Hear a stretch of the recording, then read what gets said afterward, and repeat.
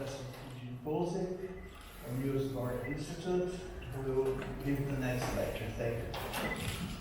Thank you very much. It's a great pleasure to be here, and thank you and other organizers for the invitation. Let me start with addressing people in the very back. If you want to earn the grant money that is spent on inviting you here, please move closer.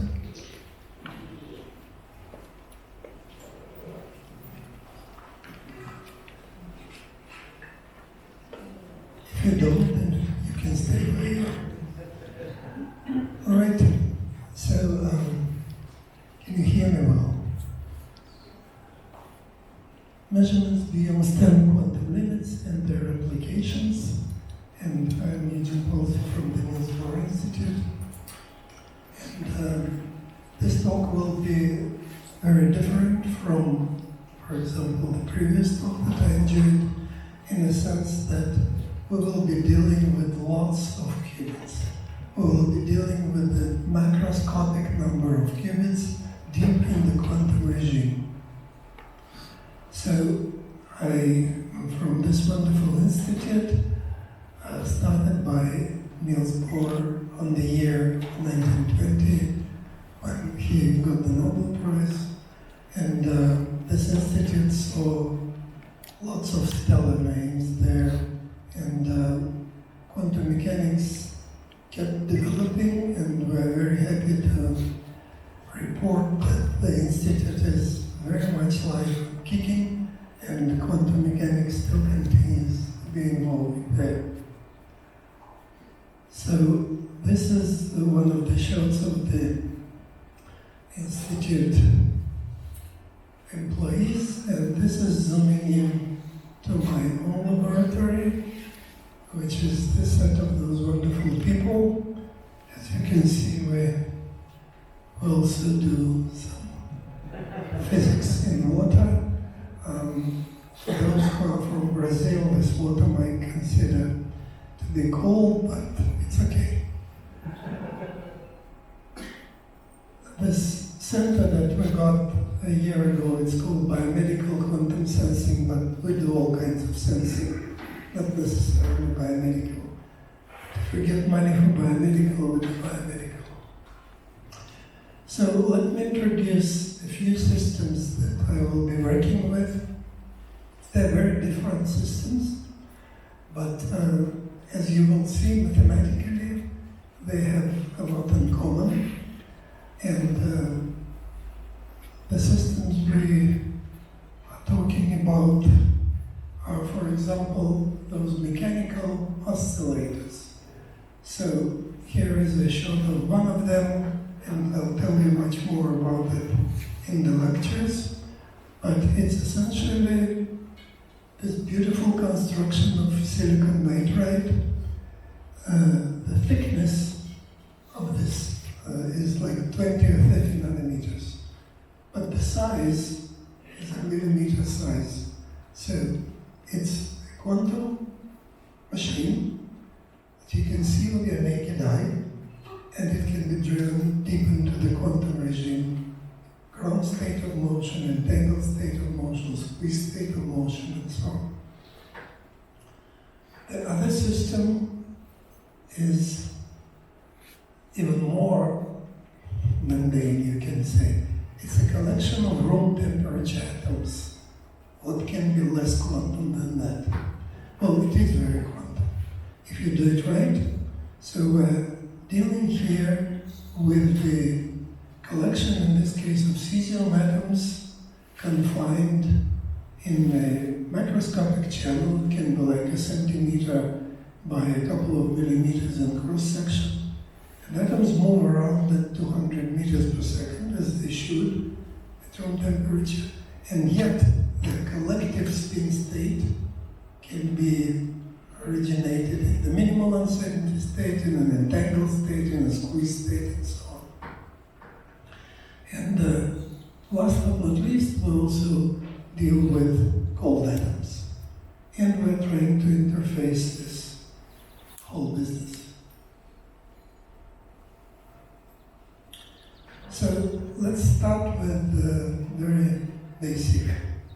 things, and I strongly encourage you to interrupt me as much as you wish. So just raise your hand during the lecture. If you don't do it, I will still ask questions. Okay? So better volunteer. Collective excitations and canonical variables for different systems. Light modes, which are used to connect those systems and to generate interesting states by measurement of light.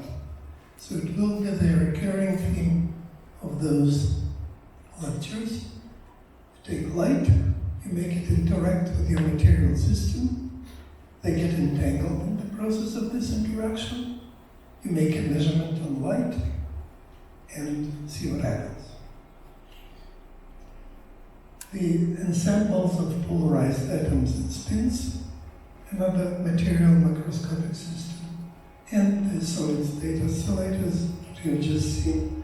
So, many years ago I published this review, which is a good starting point to look at our systems. So, let's look at them. Continuous variable quantum systems, in a sense that your generic X and P operators are used to define and describe those systems. So here is the simple story, right? You have X operator oscillating at sine and P oscillating at cosine. In the left frame, the whole motion will be like that. So here is one example. Let's take a macroscopic spin. The length of this vector can be like 10 to the 10 or 10 to the 12 spins. They are all oriented in one direction, and we apply the magnetic field. If you are talking about classical picture of that, then nothing happens actually, because you have the spin looking this way, magnetic field of the spin, nothing. But in quantum world, of course, you know that every spin has projections on the orthogonal axis. For instance, as in the previous talk, we were discussing spin 1/2, right? So if you align spin 1/2 like that, and ask a question, what is the projection on this axis? What's the answer?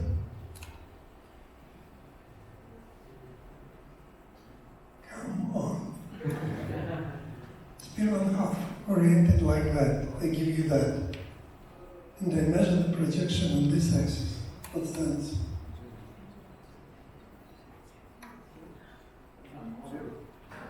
Louder.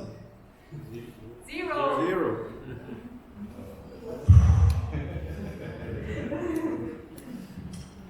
Okay, people. Spin 1/2 on any axis can only project with either 1/2 or -1/2. So, of course, on average, it will be 0 if you repeat the experiment 1,000 times. But if you do it once, and I give you the spin oriented like that, then it's either -1/2 or +1/2 with probability 50%. All right, so now we have a gazillion of those spins. And I take it like that, and I ask a question, what would be the projection on this axis? It's like flipping a coin a gazillion times, right? So each of them will have plus or -1/2, and the realization will be unpredictable. And it's like, you flip a coin 1,000 times, and then the uncertainty will be Poissonian, so it's the square root of this number. So there will be a projection of this big spin on the orthogonal axis. There will be. And this projection will be random, and for every realization of the ensemble, it will have, roughly speaking, square root of n uncertainty. And it's this uncertainty which will be precisely in the magnetic field. magnetic oscillator in the quantum regime if you can reach this fundamental limit of uncertainty. Light. Light is an electromagnetic wave. It can be described like that, right? So the sine and cosine are there because there is a phase, and so the x and p together will tell you about the amplitude and the phase of the system. So x can be called the phase quadrature and p can be called the amplitude quadrature. And finally, a mechanical system. This is a relatively new kid on the block. I remember distinctly when I kind of was asked maybe 15 years ago, why are you working with spins? Why don't you work with mechanical systems? My answer would be, well, I can initiate my spins in the ground state and entangled state very easily, quote unquote, but the mechanical things are very hard.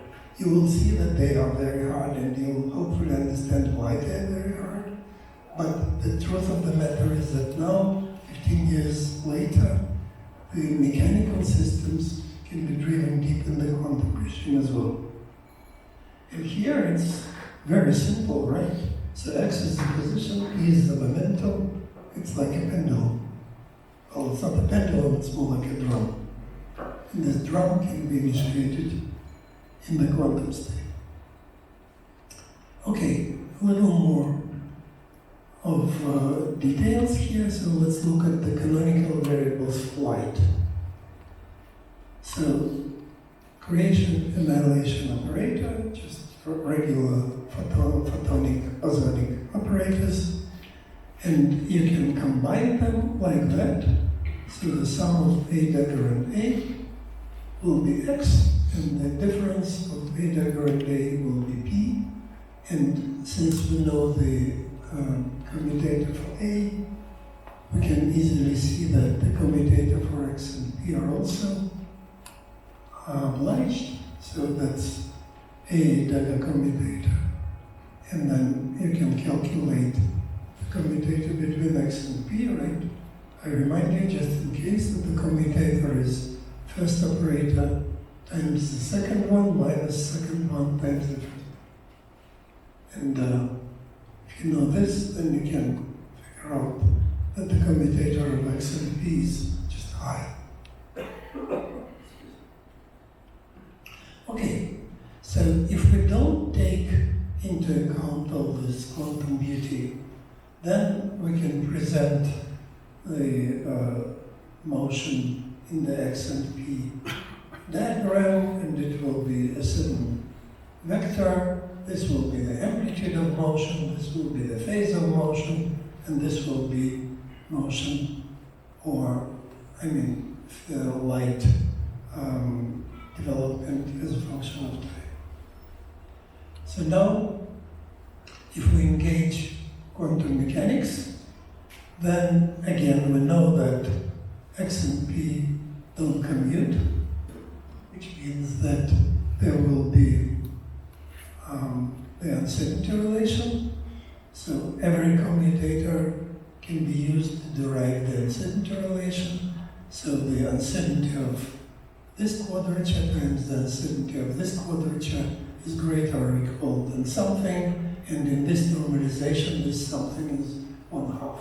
Different people like different normalizations, can be 1/4 or whatever, but the important thing is that it's finite, and the equality sign here corresponds to the so-called minimal uncertainty state. Again, the electric field is proportional to x times cosine and p times sine. And for a coherent state of light, or vacuum state, so vacuum and coherent state of light are only different by the displacement. The uncertainties are equal and are 1/2.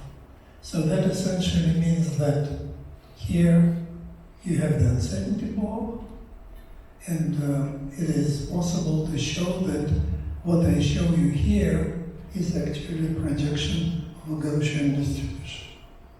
And this Gaussian distribution has the size like half width, half max of the square root of that.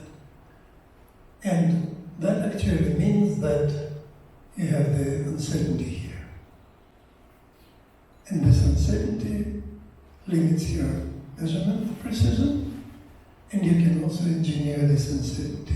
For example, you can generate a squeezed state of light. This is probably the most familiar non-classical state to all of you. Is that right? So, do I have people here who are actually working with squeezed light? Raise your hand. Okay. And let me ask another question. Do we have people here who are working theoretically or experimentally with non-classical light states? Can I see the hands? Okay. And I suppose others are doing theoretical quantum computation. Sort of. All right. But this is my handwritten picture of a squeezed light.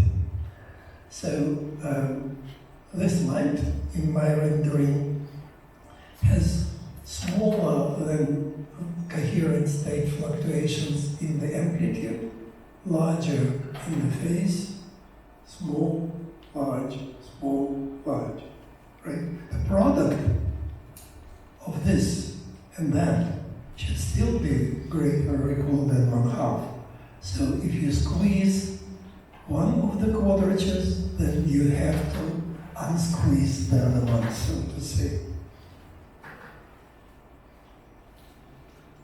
So this is now squeezed, and we will also be talking about some very exciting state which is called two-mode squeeze state, or Einstein-Podolsky-Rosen entangled state. I told you that you will see much better if you move further. Okay, so we're doing experiments in my group, so we measure things. And one of the very powerful methods for measurements of the quantum state of light is called homodynamic, or polarization homodynamic in this way. So let's see how it works. This is called a polarizing beam splitter, polarizing cube in experiments. And this thing that you buy for money transmits vertical polarization and reflects horizontal polarization. So, for this kind of measurement, where you would like to characterize the quantum field that comes along this direction. So here is a pulse of this quantum field. It's polarized like that, which means that it will be reflected this way. And you overlap it with the strong classical field, which is polarized horizontally, and as a result, you have strong classical field and the quantum field. And by the way, this quantum field can also be in a vacuum state, which in simple language means that there is nothing here. But you still will see the presence of this nothing if you do the right measurement. And the right measurement in this case is projecting those two fields on plus 45 and minus 45 axis of polarization. So it goes in and it projects. And what you see is that the quantum field projects in the opposite directions. Right? So you take this thing and you project it on this axis, then they will be in the same direction. You project it on this axis, they will go in the opposite direction. And this is extremely convenient. In a minute you will see why. So now we're making a measurement. We measure the difference of the photon number or the power of light in this polarization and in this polarization. So what do we see? Well, I hope we all know that the power or the intensity of light can be calculated as Hermitian conjugate times the operator. Yes? Power in classical electrodynamics is proportional to the square modulus of the electric field. In quantum mechanics, instead of square modulus, you take the product of the Hermitian conjugate in the operator itself. Good. So we start losing people. All right. In the other arm, we have the difference here. Now, if you calculate this minus that, you will see that a lot of common terms cancel out, like a square cancels out, a degree cancels out, and what is left is this. So you got, with some normalization factor which depends on the strength of the classical field, you get one of the quadratures, a dagger plus a, which we call the x quadrature. And by the way, this method of measurement is called measuring the Stokes parameters or the Stokes vectors, and it's very convenient in the experiment. The reason why it is very convenient in the experiment is that, think of this field, it's your laser field, for instance. Nobody says that it's a very quiet, no noise field. It may have some noise on it. But the point is that in this kind of geometry, the classical noise, which comes in this orange vector, is common noise. And this common noise will be subtracted in this case. So for those of you who plan to do experiments, homodyne measurement of this kind is good because it cancels out classical noise of your laser. For those of you who do theory, it's good to remember about it and tell the experimental friends. So this is one Stokes operator, which is the difference between two orthogonal linear polarizations at 45 degrees. There are also two other Stokes parameters. One of them is the difference between the vertical and horizontal polarization intensities, which is in our case just simply the intensity of the classical light. So you can remove a head from here. And the other one here is the difference between the right-hand circular polarization and left-hand circular polarization. So if you want to define a quantum state of light in full, all you need to know is those three Stokes vectors. And the measurement of the third Stokes vector is the difference between the power in the right-hand circular polarization and the left-hand circular polarization. And how do I get that? You put a quarter wave plate here.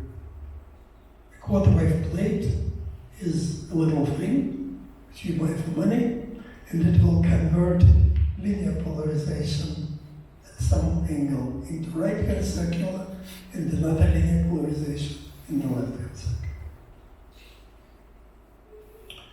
Now, if, for instance, this interesting state that you have here is not a vacuum state, but it's something that you want to measure and publish, then you can actually apply a certain phase shift to this field, and you can vary this phase shift. Or if this field has the frequency which is different from the frequency of this strong local oscillator field, then there will be a bit node between the quantum field and the classical field. Oops, sorry. And this bit node will actually show up here. And why is it good? Again, for those of you who happen to work with light in the lab, you probably know very well that if you want to measure some quantum properties of light, those quantum properties will show in fluctuations. Those fluctuations will have the spectrum. And normally when you take a laser as your local oscillator, at low frequencies, this laser will have a hell of a lot of noise just because of, the power noise or the train passing by or whatever, the earthquake. So you really prefer doing quantum experiments to measure signals and analyze quantum noise at higher frequencies, not close to DC, but encode them in higher frequencies. This is especially true if we want to deal with systems that I mentioned in the beginning, lots of atoms. A general statement. If you have lots of particles, classical noise will grow as the number of particles, right? Because classical noise is just a modulation. If you have 1% modulation coming from God knows where, it will be 1% for a million of atoms and for 10 atoms as well. Quantum noise, as we just discussed, grows as a square root of the number of particles. So guess what? If you have a lot of particles, then square root grows slower than n. So it's a big challenge if you have a large atomic ensemble or a strong quantum field to actually get to the quantum features. And this is why it often helps to work in sensing encoded at higher frequencies when you deal with macroscopic sensors. And you will see this later in the lectures. Okay, so this is one of the examples of our measurements. So what we measure is the fluctuations of either phase or amplitude of the light pulse as a function of the number of photons in this pulse. In this case, it was a 2 microsecond pulse. In order to do that in a good way, we need very efficient photodetectors. So this is one other thing which is nice when you want to make this kind of homodyne measurements with light. Because your local oscillator, this classical field, can be rather strong, which means that you can have lots of photons per pulse and still be able to look at the quantum features. If you have lots of photons per pulse, then you can use the semiconductor photodetectors. And they can have quantum efficiency, which is beyond 99%. This has to be compared to single photon counters.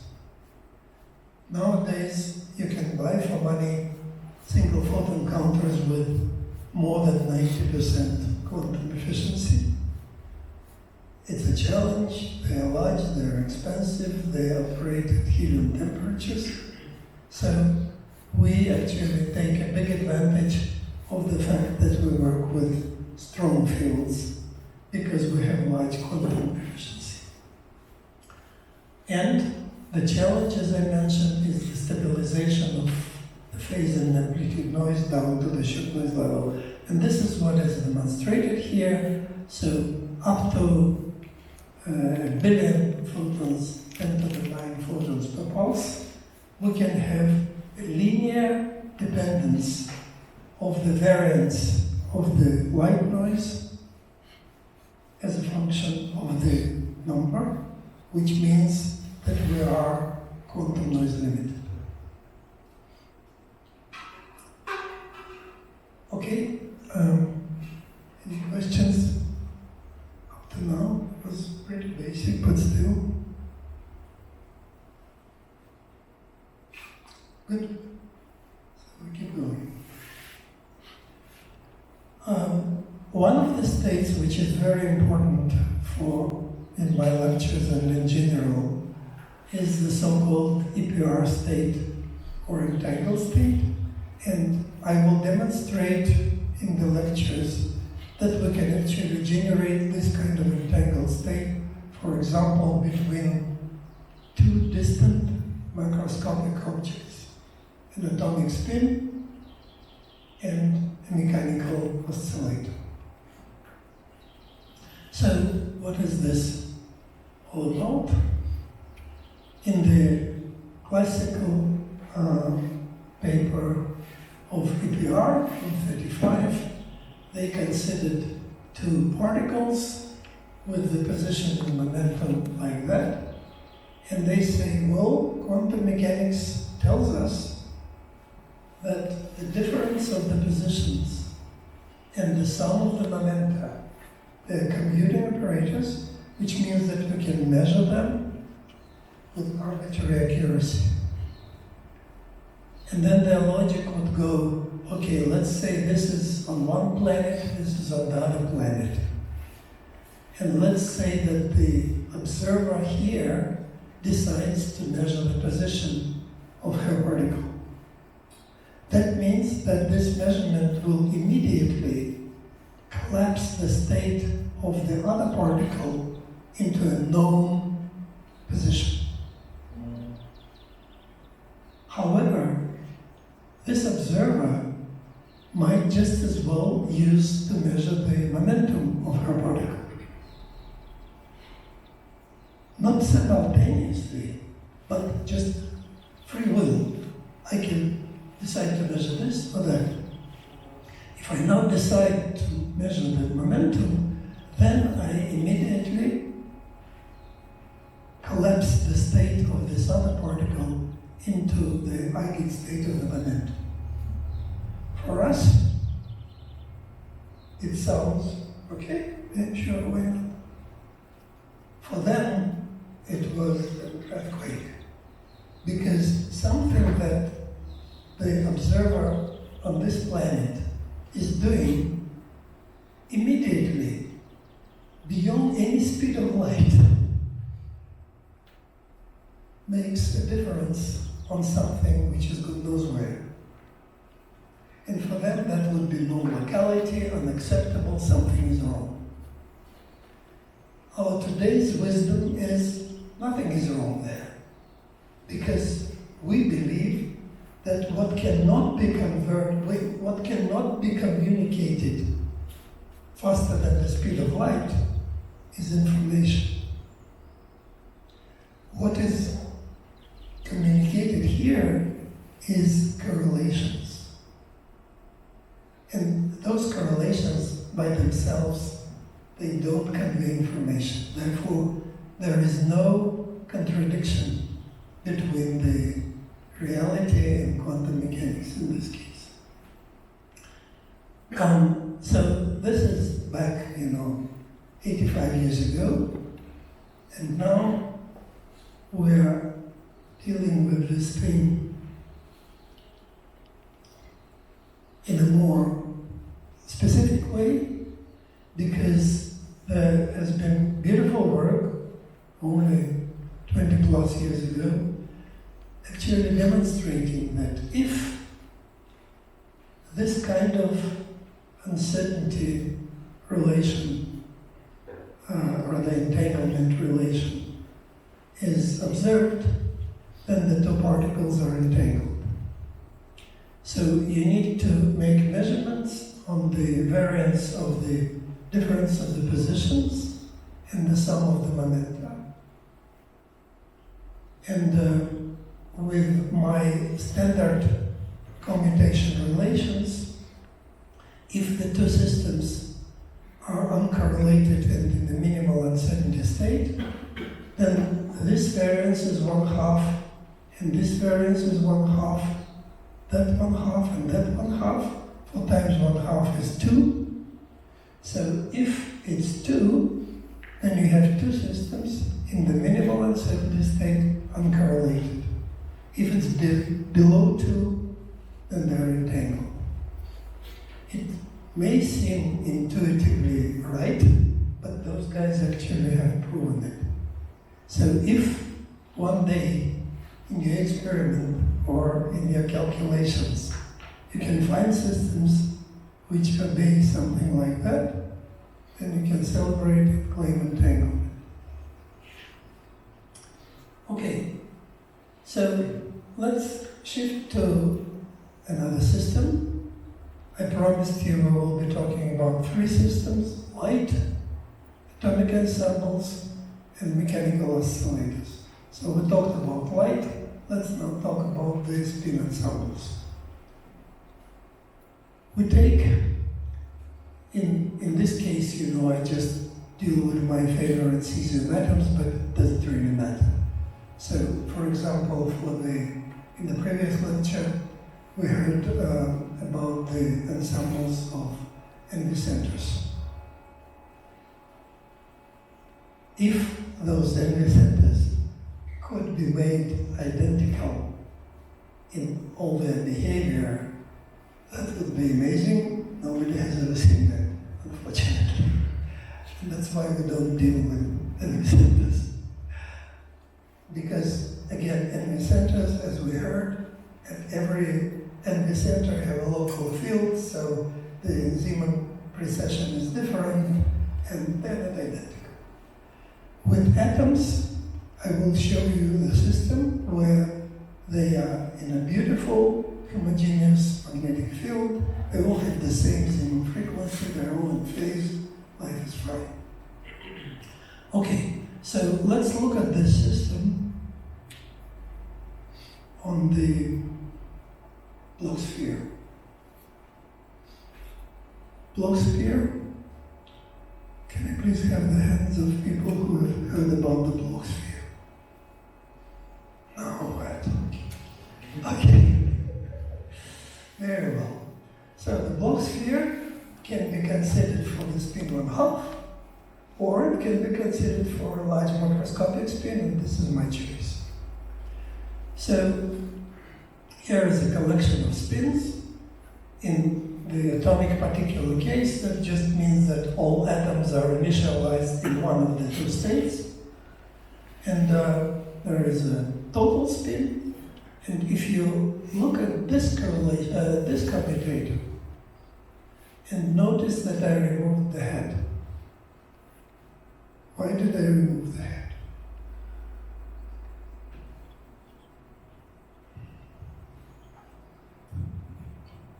Please make a qualified guess or non-qualified guess. Look at this picture. This is Gx, and this is Gz, Gy. Who is large here? Gx. So, because it's large and classical, I remove the head. The orthogonal components, Z and Y, are just quantum fluctuations.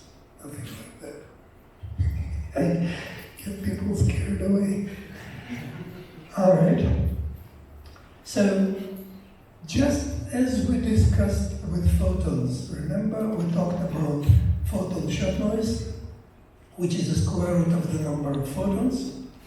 Here we have the same kind of noise, but this is because if all spins are oriented along this direction, then when you look at the fluctuations in this direction or in this direction, you will have random spin 1/2, and the result will be square root of a noise, and this is my noise, which is called now the projection noise. It's called the projection noise because it's the noise of the projection of all those spins on the orthogonal plane.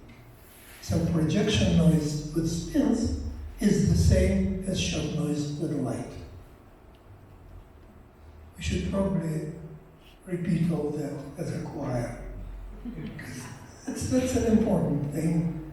If anything, just, take away messages. If you read about the projection noise in the literature, then you know what it is. Okay, and this is the formal connection. So we know that X for atoms, P for atoms, like any X and P, would obey this commutator.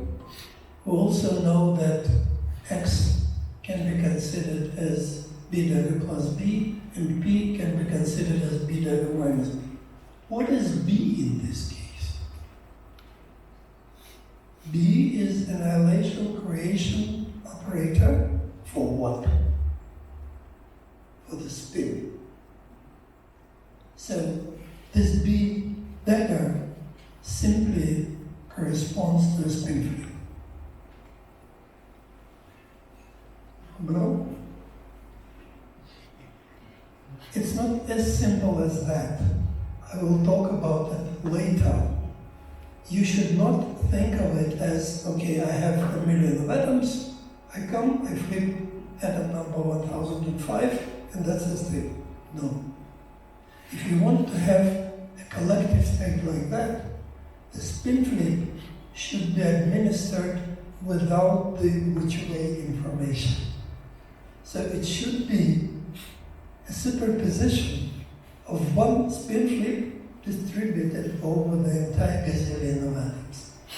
And then this is the real thing. How to do it, we will look at it a little later.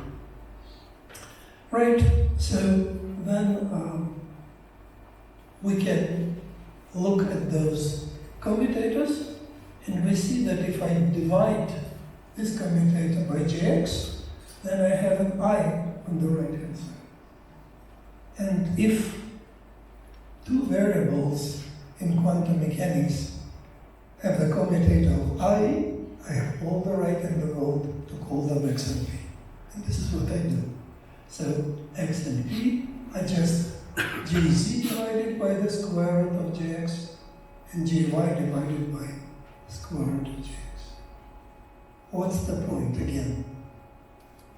The point is that if I have a minimal uncertainty state, for instance, then the fluctuation of Jz, as we discussed, will be of the order of square root of Jx.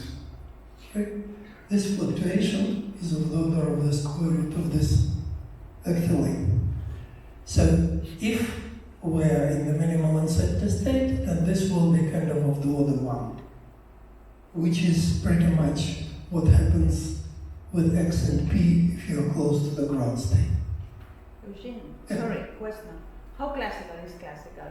So How what? How classical is classical? So how many spins you have to have so that Jx is classical? How many atoms do you need? Of course. So the answer to this question depends on the quality of your gradient students. So money. And essentially, I will give the examples of experiments where we can have 10 to the 12 atoms, atomic spins, and still drive them in the quantum state. We originate them in this coherent spin state, and then we can generate entangled state. So the answer to this question also depends, as I mentioned, on the frequency at which this oscillator is measured, right? So if I have those atoms, I will show it in a minute.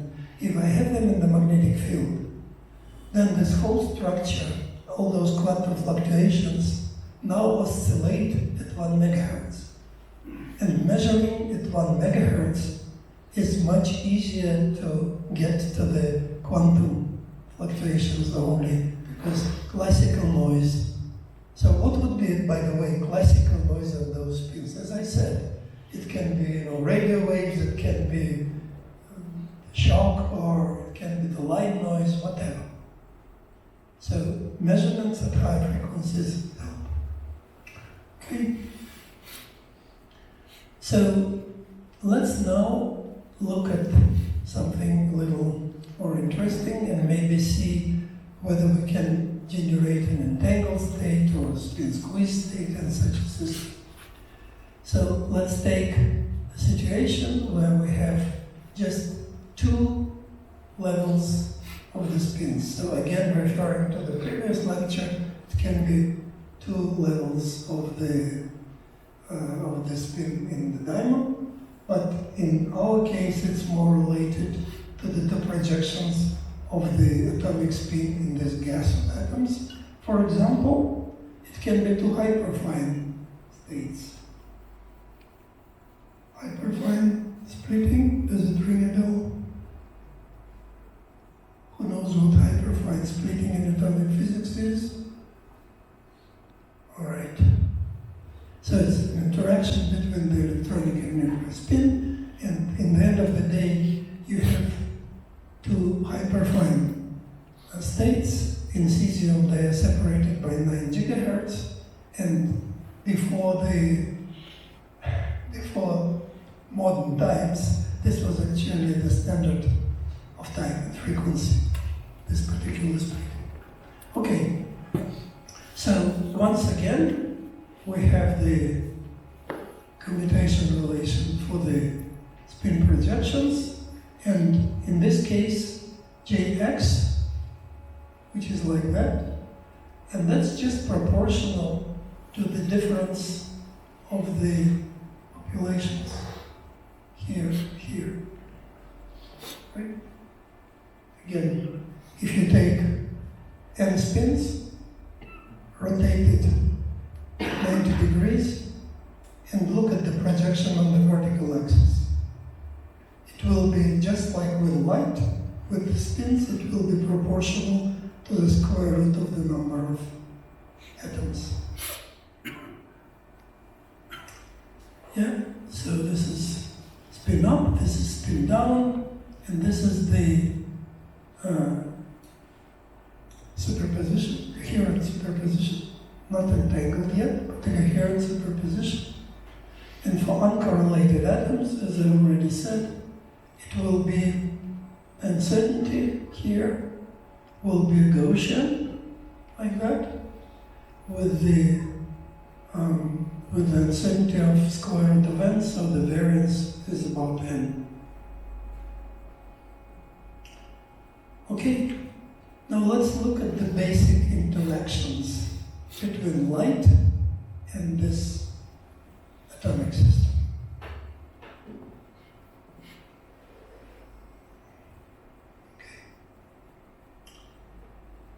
So, we will talk about 3 types of interactions, and those interaction types are actually fundamental not just for the interaction of light with the spin ensembles, but with pretty much any bilinear quadratic interaction between 2 systems which can be defined by continuous variable operations. And examples can be whatever. In my lectures, you will hear about the entanglement of light with atomic spins, but also on interaction of light with mechanical oscillators and interaction between the mechanical oscillators and spin oscillators. So it is very generic. Okay, one kind of side remark. Until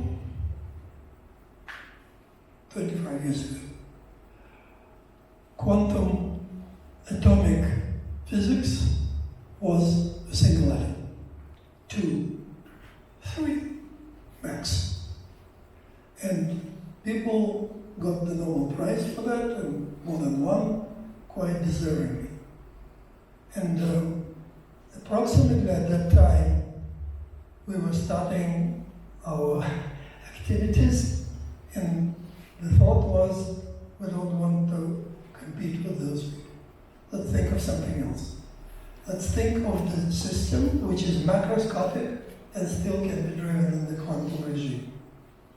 And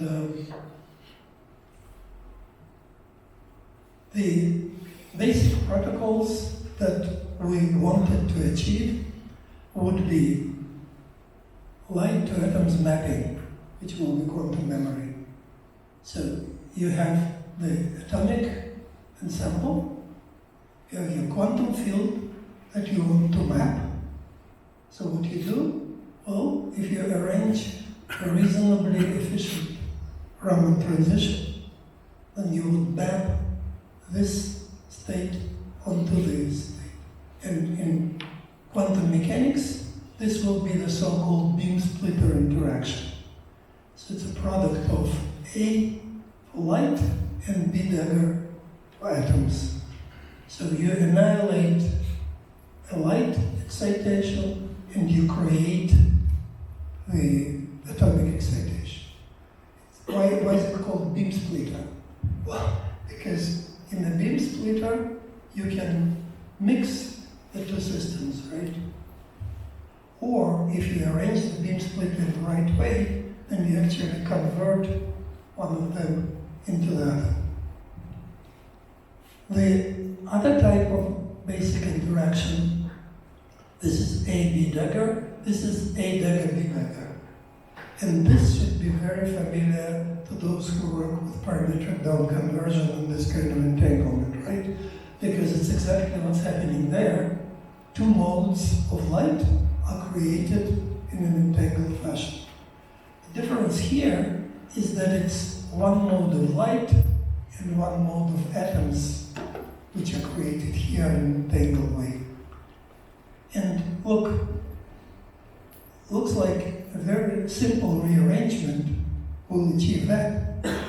So here I have, again, atoms initially here, classical driving field, and the quantum field in this arm.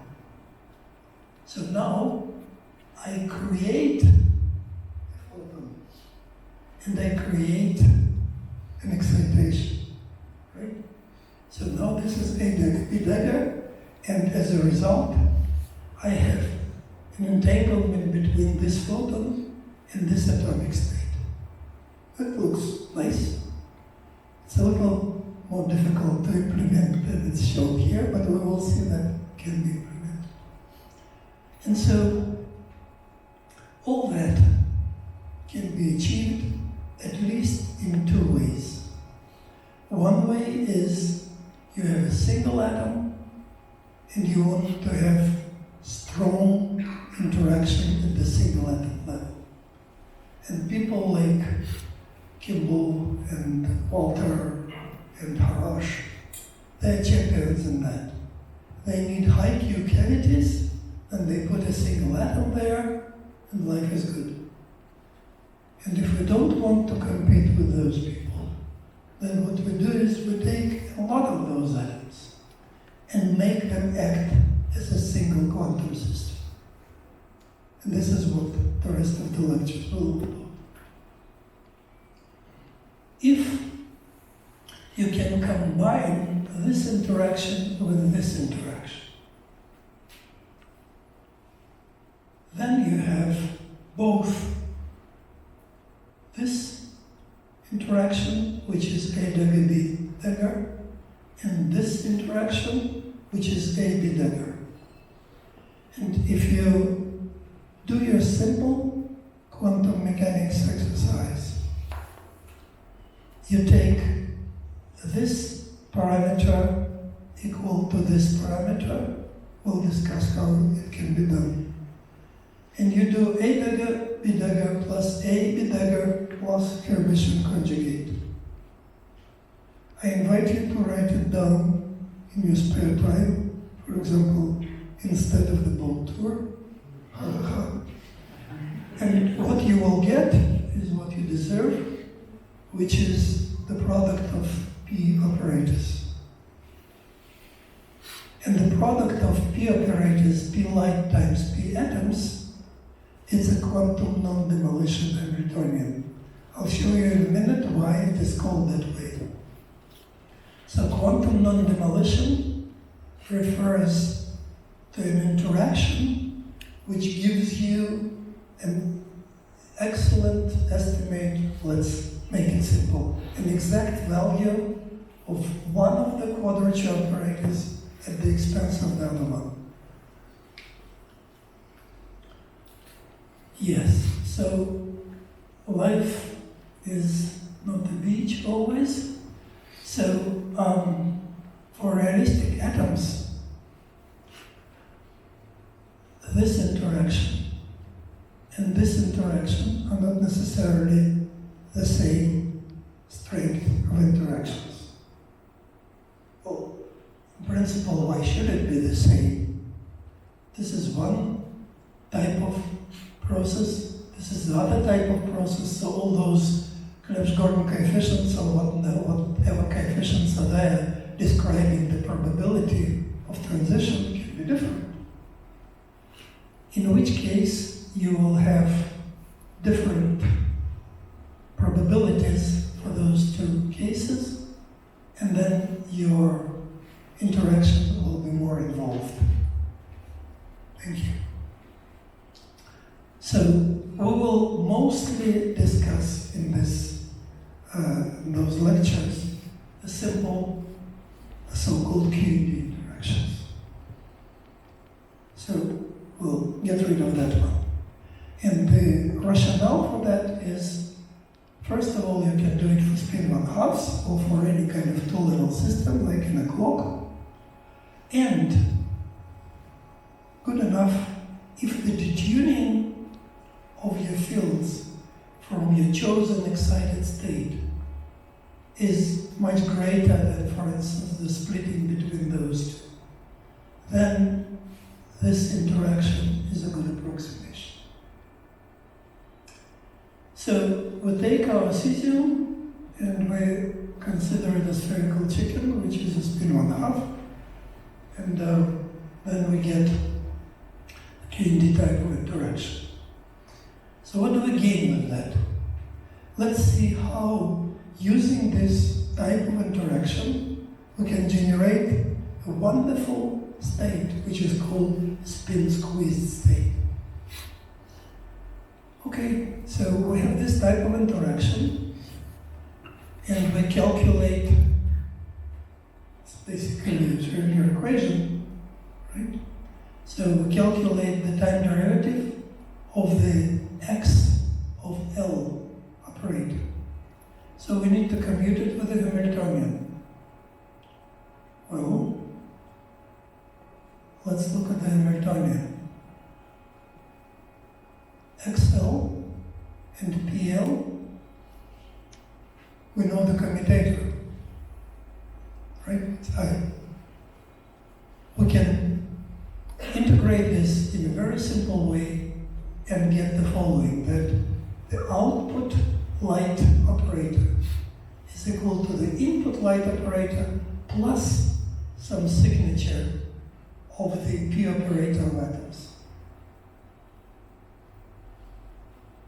And note that the P operator of atoms commutes with the Hamiltonian. So we can make a measurement where we learn something about the P operator of atoms without changing it. And this is quantum non-demolition interaction. Pictorially, it essentially means that this is the shock mass probe, this is the probe phase shift induced by atoms. And so we start with this type of state. We send light through, and we send it in such a way that it measures the difference between those two populations, which is exactly the projection on this axis, right? If your probe is tuned in between those two states, then the phase shift of the probe will be proportional to the difference of those two populations. So, hello? And this is what we get. Why is it an ellipse? Let's look at it.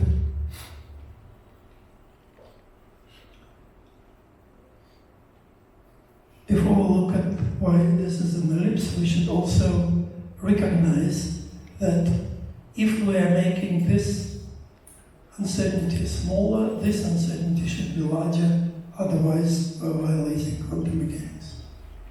And this uncertainty, as you actually also heard from the previous talk, this uncertainty is just the kind of phase noise between those two wave functions. And this phase noise grows, which means that you have less certain direction of the vector in the equatorial plane. So the same in a bit more detail. We start with the coherent spin state. This is the Gaussian distribution for such a state. And this is what we get. Why do we get that?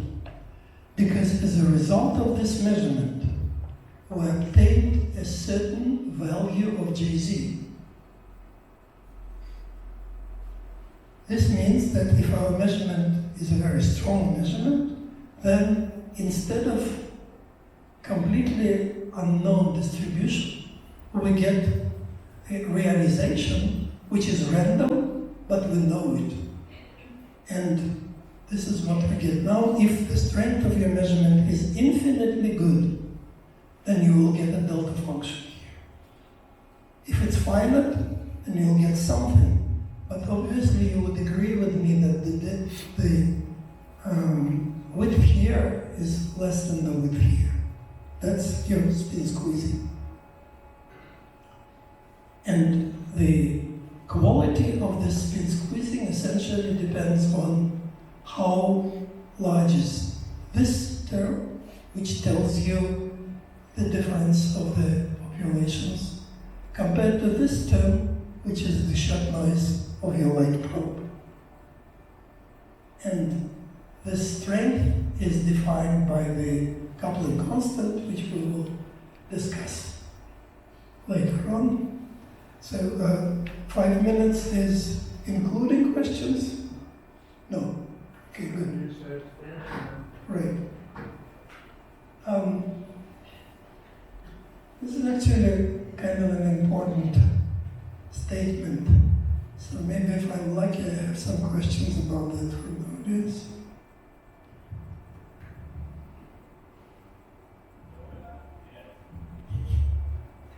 Totally clear. Or completely unclear. If you wish, this is the embodiment of the collapse of the wave function in the experiment.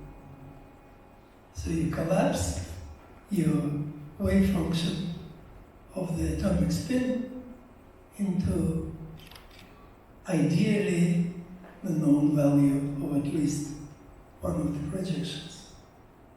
And you do it by making a non-destructive measurement on light. Well, non-destructive and non-destructive. You change the state, but you don't disturb your atoms much.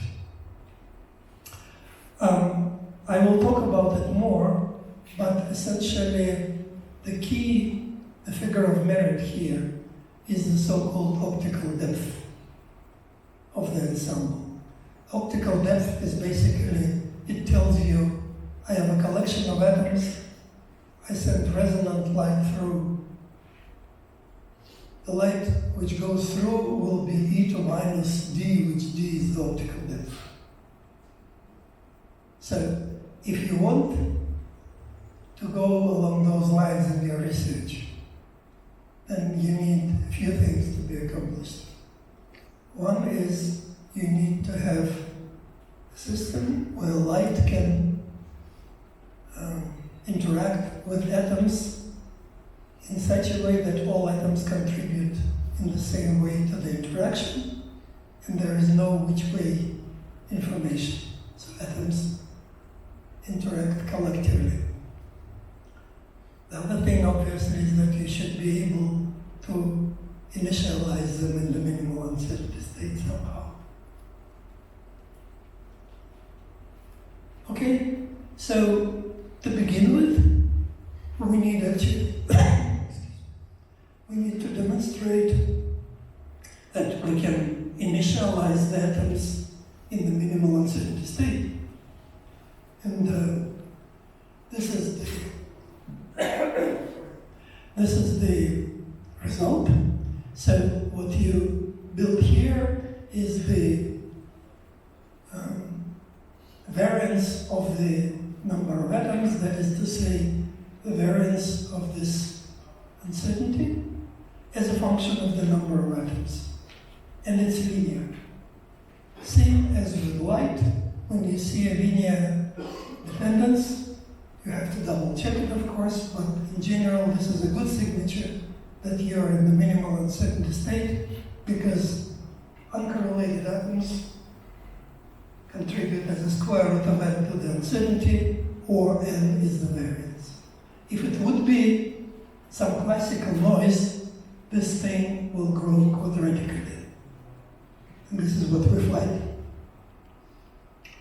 Yes, so that's it.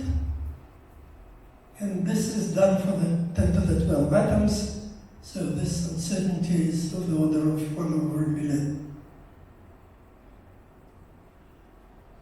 Last thing I want to discuss today is this coupling strength. So we're making a measurement of light, and we want to know something about the atomic quantum variable. And this is the initial short noise of light, so this kappa should be large. And one can calculate this kappa, and it is described by the following equation. The cross-section of light-atom interaction, which is just the square of the wavelength, divided by the area of the atomic ensemble. So this is typically very small. This is like a few square microns, this is like a few square millimeters. But there is a number of atoms here, which is 10 to the 12. So that can be a reasonably big number. But the other thing here is our problem, because this is the probability of the spontaneous emission. And the spontaneous emission is your villain, because the spontaneous emission actually makes your spin state decay. Maybe in the next lecture tomorrow we will start from this statement, and I'll try to show you why this is the case. So let's see what I have here. I have here what I just told you about. And so the optical depth is the key, is a figure of merit, and spontaneous emission is our problem, and we will see, starting from tomorrow, how to overcome it and how to generate entangled states of large atomic ensembles and take it further. Thank you.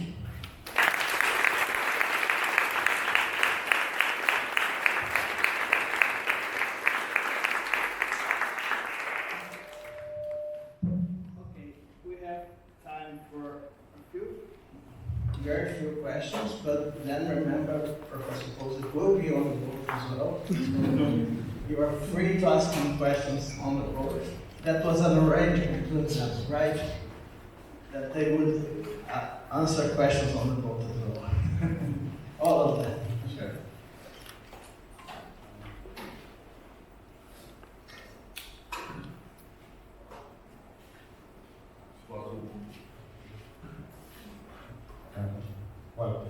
Is there any advantage in going beyond the Gaussian regime? You're talking about the Gaussian noise of the system, or you're talking about beyond Gaussian variance? So if I want to minimize uncertainty in measuring some observable, if I use non-Gaussian states or non-Gaussian measurements or any. So there is there is a significant difference between reducing the uncertainty on the Gaussian state, because a squeeze state or two mode entangled state is still a Gaussian state. So that's one part of the story. The other part of the story is really non-Gaussian states. For example, I can generate a single excitation state distributed over 10 to the 10 atoms. So in both cases, the answer is yes. So if you go from the Poissonian noise, which is the stem quantum limit, to squeezed or entangled states, and as I will show you tomorrow and the day after, you can improve the sensitivity to magnetic field measurements beyond limits. We heard this morning about the magnetic field sensitivity. Well, I think she was a little modest, because we and others have demonstrated 10 to minus 15 Tesla per root hertz with such sensors. The second part of the question I will try to deal with in the next lectures, where we demonstrate non-Gaussian states. Thank you. Thanks. I don't know if I got it wrong, but when I saw in the picture that you put in the other slide, so you were using a laser to measure the ratio of the number that you have in each hyperfine state, but you are working off resonance.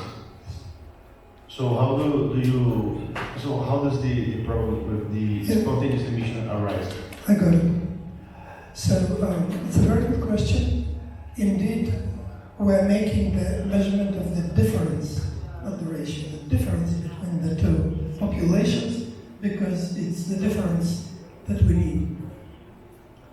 We're working off resonant, and we will look at this one and also at the following slide tomorrow, and what you will see is that although you work off resonantly, you still have to create spontaneous emission. This is fluctuation dissipation theory. You cannot measure the phase shift without imposing spontaneous emission. You want to maximize the phase shift and minimize the spontaneous emission. And this is what this thing is all about. This is the spontaneous emission, and this is the optical depth. So if you have a large resonant optical depth, then you can go off resonance and make this measurement so that you can engineer the quantum. Thank you.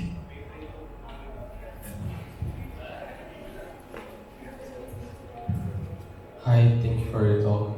How is your system dependent with temperature?